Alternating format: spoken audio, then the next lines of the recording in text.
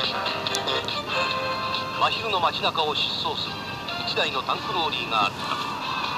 石油を満載したタンクローリーはとてつもない爆弾を抱えていた。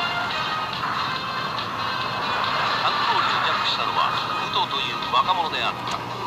そしてタンクローリーは地獄に向かって走り出す。武藤の過去を洗う西部省刑事の前に次々と現れる恐るべき事実。走る爆弾を阻止しようとする大門軍団。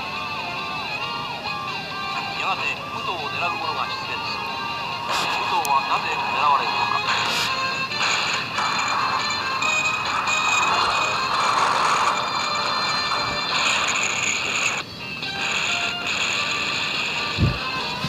次回西部警察パート3、考察のタイムリミット、ご期待ください。